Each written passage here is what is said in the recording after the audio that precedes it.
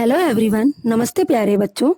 आज का मेरा टॉपिक है रोकड़ बही का अर्थ, परिभाषा एवं रोकड़ बही की विशेषताएं। रोकड़ बही, जिसे हम अंग्रेजी में केस बुक कहते हैं।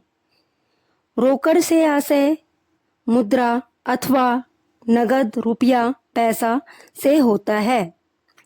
जिस बही में रोकड़ संबंधी व्यवहारों का लेखा किया जाता है, रोकड़ बही कहलाता है। रोकड़ बही में नगद व्यवहारों का लेखा किया जाता है।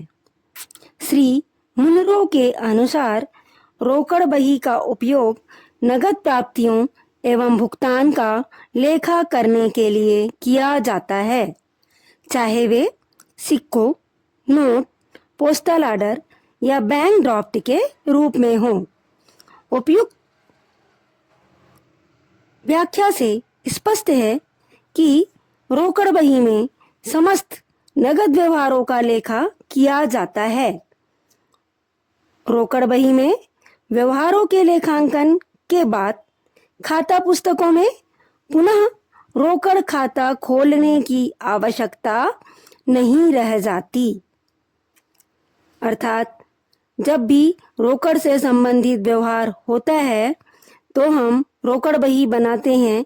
ऐसी स्थिति में रोकड़ खाता खोलने की आवश्यकता नहीं होती। रोकड़ बही में समस्त नगद प्राप्तियों का लेखा किया जाता है। यह बही सभी छोटे बड़े व्यापारी द्वारा रखा जाता है। अब रोकड़ बही की विशेषताएं।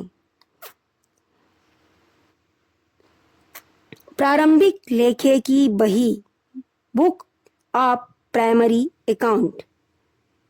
रोकड़ लेखा प्रारंभिक लेखे की बही है जिसमें समस्त व्यवहारों का सर्वप्रथम लेखा किया जाता है।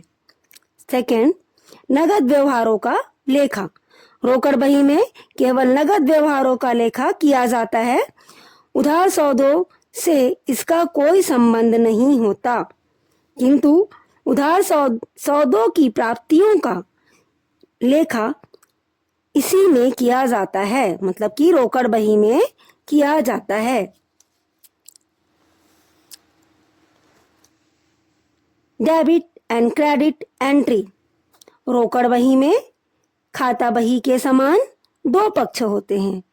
बाएं तरफ वाला भाग डेबिट तथा दाएं तरफ का क्रेडिट कहलाता है, जिसमें प्राप्ति पक्ष एवं भुगतान पक्ष कहा जाता है। अर्थात रोकड़ बही में डेबिट साइड को प्राप्ति पक्ष कहा जाता है और क्रेडिट साइड को भुगतान पक्ष कहा जाता है।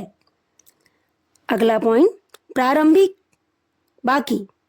प्राप्ति पक्ष में सर्वप्रथम यह शेष लिखा जाता है जो पिछली अवधि या पिछली तिथि से लाया गया है। इसके बाद सारी प्राप्तियों का लेखा तिथिवार किया जाता है। अगला पॉइंट, अंतिम शेष। भुगतान पक्ष में समस्त भुगतान का लेखा करने के बाद अंत में जो रोकड़ शेष निकाला जाता है अंतिम शेष कहलाता है, जो अगली तिथि या अवधि के लिए प्रारंभिक शेष के रूप में लिखा जाता है। अगला पॉइंट, बट्टे का लेखा।